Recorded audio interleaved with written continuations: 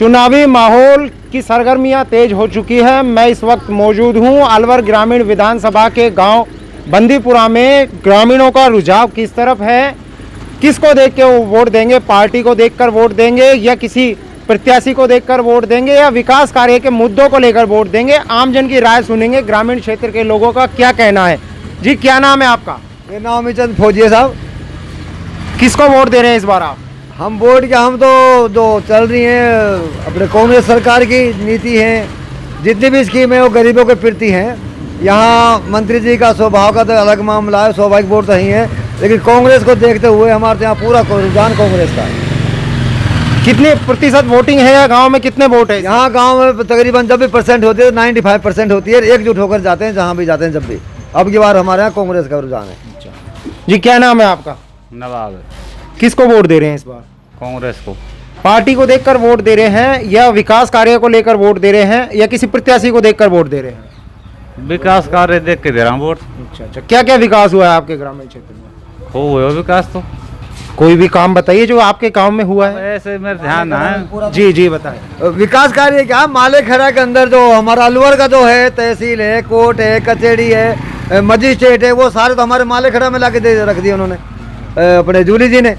तो जब इतना दिल से हमारे को सारी सुविधाएं अलवर जाना ही बंद करा दिया हमारा, तो हम तो भैया मालेखड़ा की सारी सुविधाएं हैं जो ही हमारी गाँव की सुविधाएं, विकास कार्यों को देखकर हम तो काम कर रहे हैं। मेरे साथ में और भी ग्रामीण क्षेत्र के लोग हैं, जानेंगे उनका भी रुझाव किस तरफ है। जी, क्या नाम है आपका? असलम है भाई।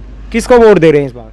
कांग्रेस को वोट देंगे भैया। टीकाराम जी। विकास को देखते हुए वोट दे रहे हैं, पार्टी को देखते हुए वोट दे रहे हैं? विकास विकास विकास। क्या क्या विकास कार्य हुए हैं? विकास तो जैसे मान ले हमारा गांव भी पहले अभी इस टाइम में ग्राम पंचायत हुआ है, मालेखड़ा पंचायत समिति बनी है, मालेखड़ा में कोर्ट आया है और सड़कें वगैरह जो भी अच्छे काम किए हैं। स्कूल हमारी 12 तक हुई है, पहले 10 तक थी गाँव की, तो काफ़ी विकास कार्य की। देखिए, जिस तरीके से बात करें विकास कार्य की, विकास कार्य जो सीट पर बैठा होता है वही कर सकता है। पूर्व में विधायक भी रहे हैं जयराम जाटव, क्या उनके समय में, उनके कार्यकाल में कोई विकास नहीं हुआ? कोई विकास नहीं हुआ, उन्होंने यहाँ पे आके भी नहीं देखा भैया। उस परेशानी यही है, अगर वो आते जाते रहते और आम जन से मिलते तो ये नौबत नहीं आती ना। चुनावी माहौल का दौर है, अभी उन्होंने आपके ग्रामीण क्षेत्र का दौरा नहीं किया है? मेरे हिसाब से तो 1-2 बार आए हैं यहाँ पे, लेकिन उस हिसाब से नहीं जिस हिसाब से टीकाराम जूली जी यहाँ पे आते जाते रहे हैं हर सिस्टम में। वो चुनाव का टाइम आता है, अगर जीतता है ना तो भी 5 साल आके नहीं देखेगा वो। अच्छा, और भी ग्रामीण क्षेत्र के लोग हैं मेरे साथ में, जानेंगे उनका भी रुझान किस तरफ है। जी, क्या नाम है आपका? आसू। किसको वोट दे रहे हैं इस बार? जूली।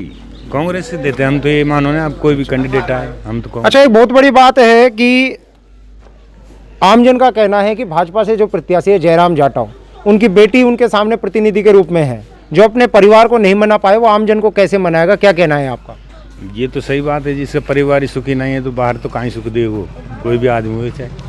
उनकी बेटी ने उनके ऊपर जमीन का जो घपले का आरोप है, उनकी जमीन हड़पने का आरोप है, वो आरोप लगाया, क्या कहना? ये तो अब उनका घर गृहस्थी का मामला है, देखो अब कहीं स्थिति है वो तो वही जाने, अपन बाहर से कैसे बता सके। ये बात है, वो कितना दुखी कितना सुखी, कहीं बेटी की तरफ से दुखी है, बेटी उसकी तरफ से दुखी है, तो वही बता सकते हैं, अपन थोड़ी बता सकते। क्या क्या काम हुए आपके ग्रामीण क्षेत्र में? चिरंजीवी योजना ग्राम क्षेत्र में तो भवन बनो, सरपंची आ गई, यहाँ पंचायत दे दी, और भी विकास, पानी की सुविधा कर दी, सारी काफ़ी सुविधा करी उसको। तो जिस तरीके से ग्रामीण बता रहे हैं कि विकास के साथ में प्रत्याशी भी नरम स्वभाव के हैं, उन्हीं को देखकर वोट दिया जा रहा है। ग्रामीण क्षेत्र के और भी लोग हैं, जानेंगे उनसे विचार। जी, उनके ही पार्टी के मंत्री रहे हैं पूर्व में नसरू खां कांग्रेस से, उन्होंने ही टीकाराम जूली के ऊपर करोड़ों रुपए की जमीन का आरोप लगाया, क्या कहना चाहेंगे आप? अब वह ने तो हो सके वह कहाँ पर तो झूठ आरोप लगा दिया, वह ने तो वह कहीं विश्वास।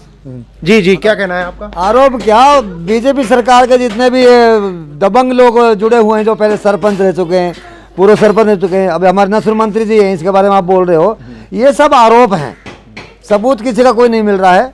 अभी उन्होंने एक प्रेस वार्ता में दस्तावेज भी पेश किए थे। दस्तावेज जो किए हैं वो बहुत पुराने हैं, और उन्हीं का समाज, नसरों का समाज ही उस बात को कहता है कि बोला नहीं, उस दिन से कहाँ था ये नसर मंत्री, जो चुनाव माहौल में मतलब इस चीज़ को उठा रहे हैं, ये नए मुद्दे उठा रहे हैं चुनाव में।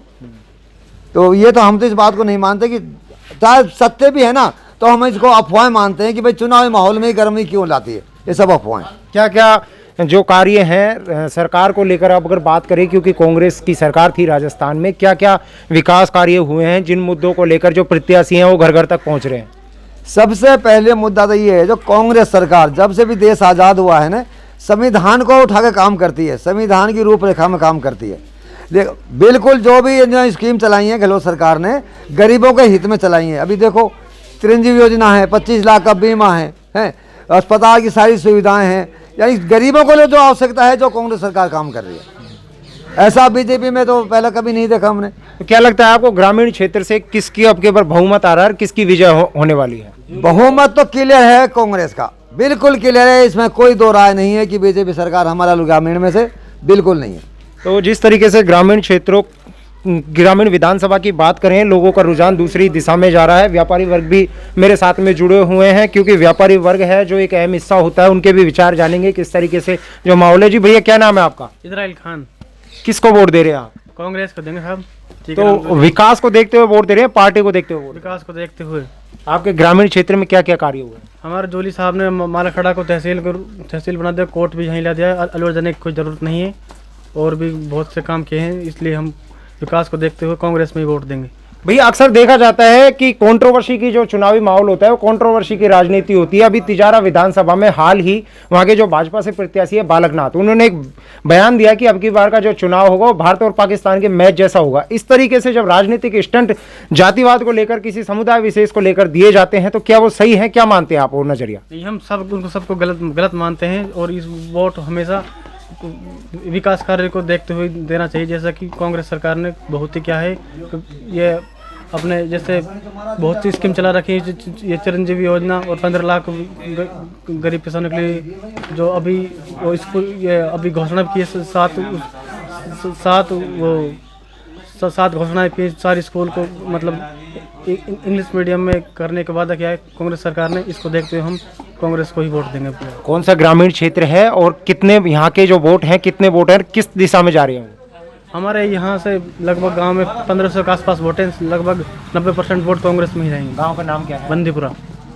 तो मेरे साथ में ये थे ग्रामीण क्षेत्र के लोग, बंदीपुरा ग्रामीण क्षेत्र के लोग, जो बता रहे हैं कि विकास के साथ में स्वभाव को देखते हुए, पार्टी को देखते हुए, योजनाओं को देखते हुए जो उन्होंने कार्य किए हैं उस दिशा में जाएंगे।